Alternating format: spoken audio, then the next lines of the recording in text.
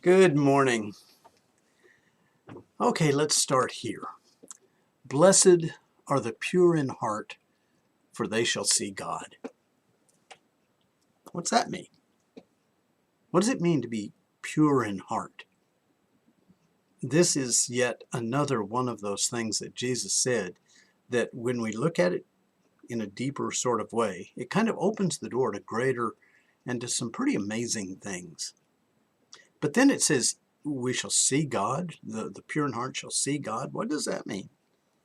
Are we actually seeing Him? What does it mean to see God? So, here is a little bit of a definition, I suppose. A pure heart is an uncontaminated heart. It's an undivided heart. When our heart is purely set on the things of God, we're not distracted by all the other things that are around us. And we all know it's very easy to be distracted.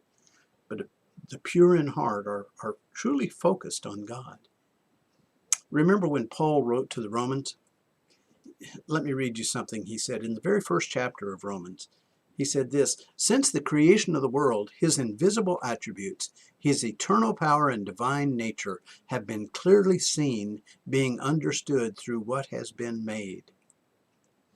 His power and his nature have been clearly seen. Seen by whom?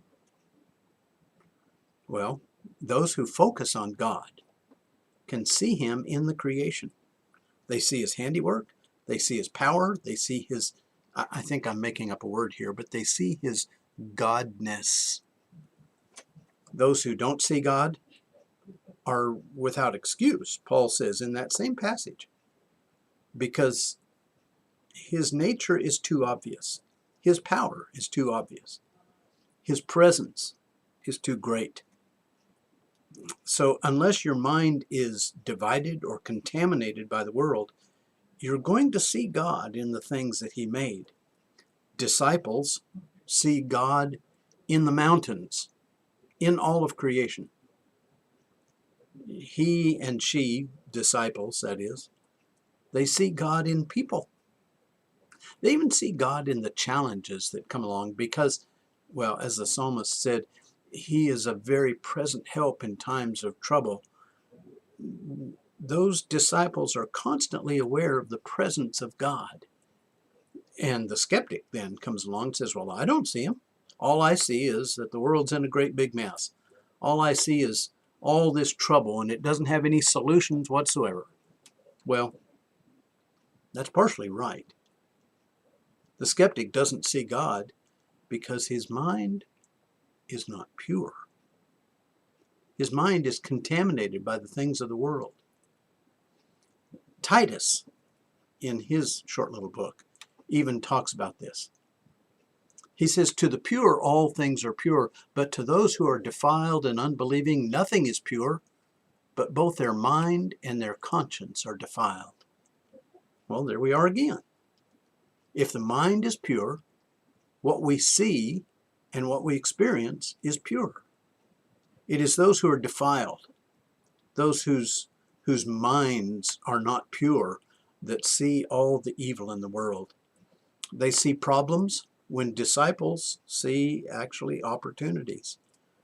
Those skeptics, they see the world as a terrible place when disciples see it as God's creation. I think an example of this is something that it's actually very dear to me. I grew up in Colorado and I love the mountains. Well, the pure in heart look at the mountains and they see them representing the very presence of God. You remember the psalmist also said, I lift my eyes unto the hills or unto the mountains, from whence cometh my help. Well, the help isn't coming from God, but when he looked at the mountains, he was reminded of the presence of God.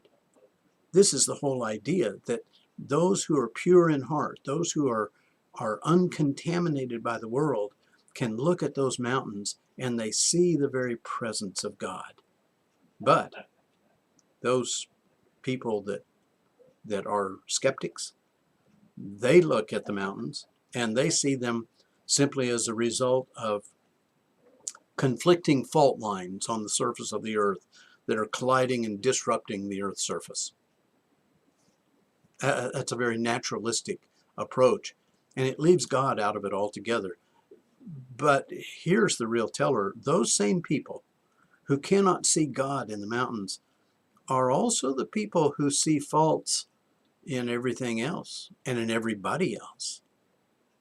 They can't be content to accept the very presence of God. They can't accept his majesty, because they have to see the very worst in every situation. Why do they have to do that? Well, because their mind is contaminated. Their mind is not pure. They have to look for a naturalistic explanation in everything that happens. So, we think of children as especially pure in heart. Well, and the reason for that is because they usually are. They accept the goodness of God, and they accept the goodness of people. Children who are raised to have a pure heart, they look, when they see people, they don't see evil. They look past, they look past color and politics and age. They just see people, and they love people.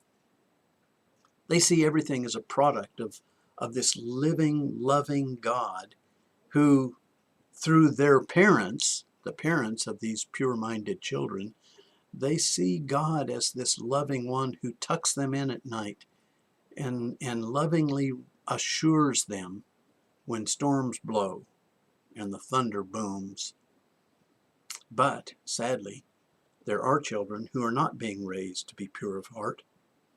There are children who are being taught to be skeptics from the earliest of years, and therefore their hearts are contaminated very early, and very early they become doubters.